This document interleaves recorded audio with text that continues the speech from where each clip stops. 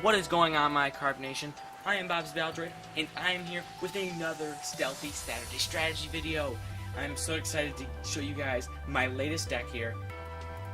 It is probably going to be my most competitive deck, and I spent a lot of money on it, so I'm hoping it's going to be a good deck. It's a deck that I think is going to go under the radar for a little bit, but if there's a lot of mega decks out, we're going to have some fun. So I decided to make a dark box deck, and if you probably have already noticed either by the title of this video or the thumbnail that you clicked on, yeah, I am making a dark box deck, and so let's just get straight into it. If you haven't already, make sure you subscribe to my channel. I do a lot of competitive deck battles, and then I also make deck profiles on Saturdays like this. So let's just get straight into this here. And to start off, we run 2 Darkrai EX. And why do we run Darkrai EX? Well, it's just a great overall Pokemon. It's got an attack called Dark Pulse, and it does 20 more damage for each darkness energy attached to all of your Pokemon. That is just an overall great attack, and it's really what's going to lead the charge in our Dark Box deck, because we do run a lot of various things. We also run 2 Yveltal, Fright Knight Yveltal. We also run 2 Baby Yveltal, and I'll go over that. The reason we use Fright Knight Yveltal is I'm expecting Megas to be a pretty good deck post-rotation. Again, this deck, as you see by the title, is decked for post-rotation. So I think Yveltal is going to be a pretty good Pokemon with this Fright Knight ability, because what it does is it shuts off, it prevents effects of tools from working, which means that Megas have to actually, lose a turn without attacking if they want to evolve, as long as that Yveltal is active. We also run 2 Baby Yveltals. I would love to run more Fright Knights, but you can only run 4 cards of the same name, and even though they're different Pokemon, you can only follow that rule. Pretty much everyone should know what that Yveltal does. Oblivion Wing is just help us recycle energy. Really the big point of that one. We also run 1 Yveltal EX here. The Yveltal EX is very good because it has an attack called Evil Ball. Anyone who is competitive in 2014 really knows what this card does.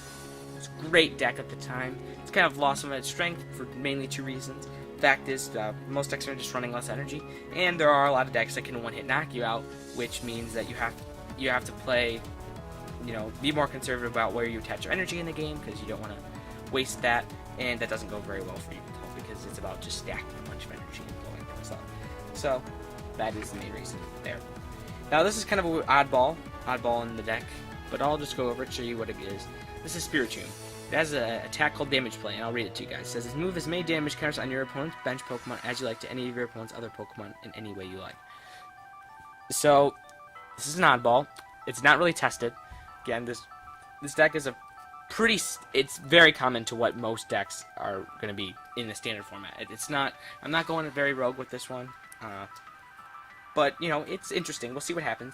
Take an easy knockout on a Shaman or something like that. This deck really does what they did. The deck is designed to just kind of play a toy with your opponent, not necessarily do a whole lot of damage in there, but, do stuff like that.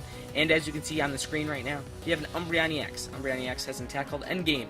Essentially what it does is if we knock out a Mega Pokemon with this attack, we get to take 4 prize cards. Yeah, that is just entirely insane. So if there's a lot of Mega decks, we take out one of their Megas maybe. We can take it all. If we're playing a Mega Mewtwo, we can take out one with the Yveltal EX. Get a little damage spread. Maybe we spread some damage with Yveltal, with Fright Knight. Spread some damage, play some Spiritomb, move some around. If they don't damage change us, which is going to be a little the difficult part, but we can, if let's say they don't do that, we can always Ninja Boy, which is going to be something I'm going to go later in the deck, and grab an Umbreon. So we also run a 2-2 Garb line. Garboder is really for the Greninja matchup. It's the only reason it's in this deck. And then we also run 2 Shaman, because Shaman is the meta. It is expensive, but it's worth it in pretty much every deck. Now on to the supporters. We run 4 Professor Sycamore. That's staple. Every single deck, pretty much. Oh, it's a little glare there. 2N, also staple in every deck. 2 Lysander. Reason we run 2 Lysander instead of 1 is couple reasons. It's going to be more difficult to battle compress our supporters away. So that is one thing that we can do there. And then the other reason why we run a Lysander in this deck, or at least 2 counts of that, is because we run Spiritomb, and Spiritomb, you have to move damage around from the bench Pokemon to any other Pokemon, which means you can't take from active to the bench. So it kind of makes it more situational, but, you know, it's there. And also Umbreon. If we have an Umbreon in play, we want to Lysander up a Mega that has some damage on it that we can actually knock it out. Because if our opponent sees that we have an Umbreon on the field, they're not going to just simply pull out a Mega for us to knock out. They're going to force us to play a Lysander, so we're going to have to do that. We also run 2 Ninja Boy. If you don't know what Ninja Boy does, it came from Steam Siege. Essentially what it does is it is a scramble switch, but in my opinion better because you can run more than one. That's why we run 2. Essentially what it does is you take a Pokemon, any Pokemon on your basic Pokemon, that is, take anything attached to it, so any energy, damage, special conditions, tools, whatever, grab a basic Pokemon from your deck and just swap it.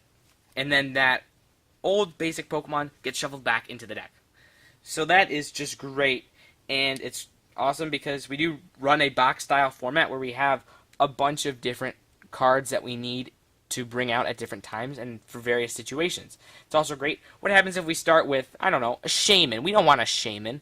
We can attach an energy to that Shaman, Ninja Boy, and pull out an Yveltal. Then if we happen to discard an energy that turn, we can Oblivion and attach an energy maybe to Yveltal EX. So that's really where the amazing part of this deck comes from, the box format.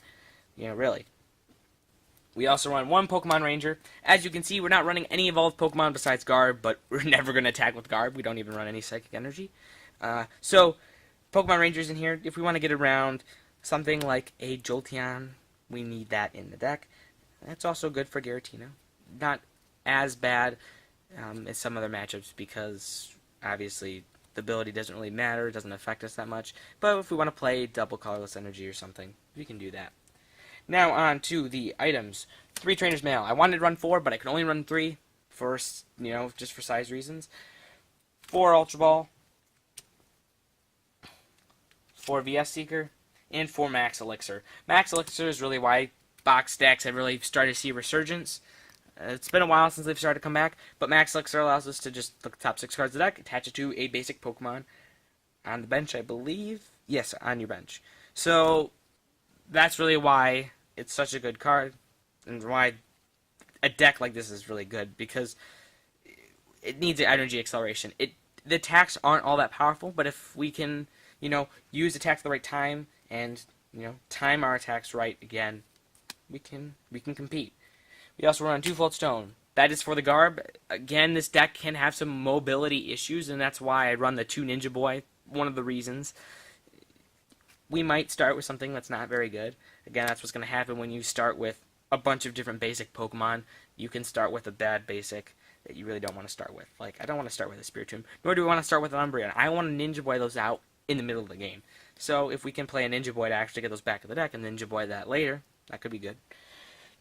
2 Fighting Fury Belt. Wanted to run 3, and if you're thinking about making this deck a little bit more streamlined, take out the Spiritomb, just add the Fighting Fury Belt. That's where I would go with that.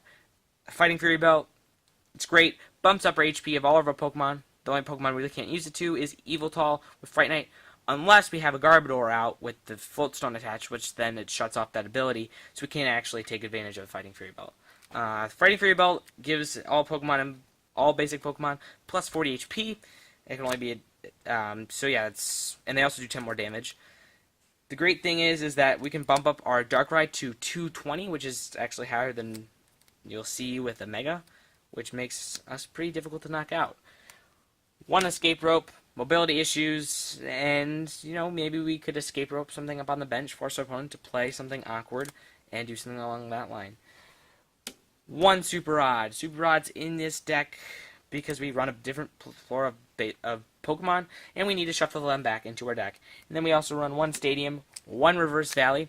Reverse Valley adds one of those 2 different things that the Stadium does. I'll show you guys it right here. I don't know if it's going to focus. but I will just read it off to you guys. It says, choose which way this card faces, and now it's going to focus. Okay. And I'll show reverse value to you guys right here. It's got two things. So the first thing that we want to use is it says, choose which way this card faces before you play it. The attacks of this player's dark Pokemon do 10 more damage to the opponent's active Pokemon. Now I'll flip it over and read the other side. Essentially, it's the same thing for metal Pokemon, and it is a good counter stadium. It's more of a situational. We need to hit an extra 10 damage to knock something out. Helps our Umbreon maybe a little bit. And because metal isn't going to be competitive after the rotation, because you're going to lose Bronzong, which is really the only reason that metal can stand a fighting chance, it doesn't really do much to the opponent, and wouldn't boost them at all. For energy, we run 3 double colorless energy. Great for Evoltal, EX, and our Pokemon here can actually take advantage of that. Both of the Evoltals, Fright Knight and Oblivion Wing, can take advantage of that. So that's great. We can also Sky Return with a Shaman if need be. And then we run 9 Dark Energy. Wanted to run more than this, but I had to take one out to get a Super Rod in the deck. But that's going to be about it for this video, and about it for this deck. If you enjoyed it, make sure you hit that like button. I want to get some more competitive, very competitive decks out. Looking at Xerneas Break, that's going to be another box-type deck that not going to have as many outs, but it's going to be able to conserve its energy a lot more. So I'm interested to see how that one does. But that's going to be about it for this video. So anyway, guys, thanks for watching, and I'll catch you guys later in the next video.